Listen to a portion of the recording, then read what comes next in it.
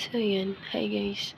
Kakagaling ko lang maghilamos. So, ayun. Magkikilay tayo. So, gamit ako ng salamin. Ito nga pala ako magkilay.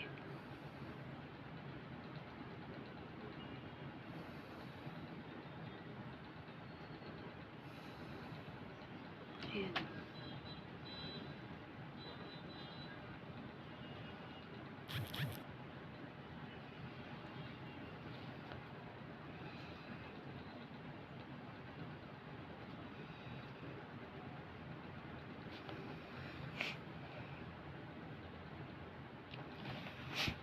Ayan. Tapos gagamit tayo ng aking ginagamit. So guys, umitim nga pala yung mukha ko sa probinsya. Sobrang mainit. Pero ngayon, okay ng konti. Hindi naman siya bumalik ng dati talagang. Kasi tumatanda na tayo guys. So, marami na tayong lumalabas sa skin. Kasi yung papa ko, ganyan din. Habang tumatanda, parang may lumalabas na parang itim. Parang kay Regine. Kilala niyo si Regine? Di ba yung singer?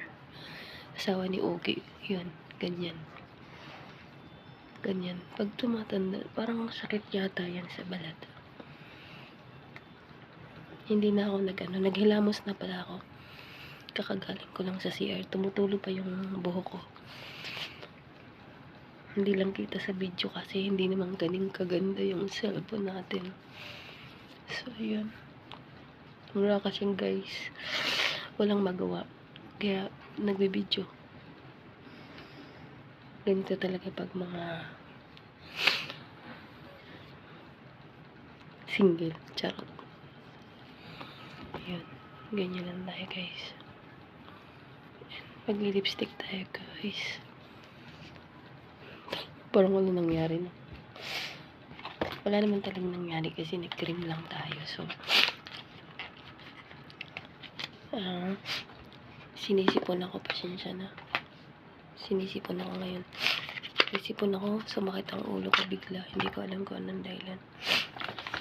First time na nangyari sa buhay kong hindi ko alam kung bakit sumasakit ang ulo ko.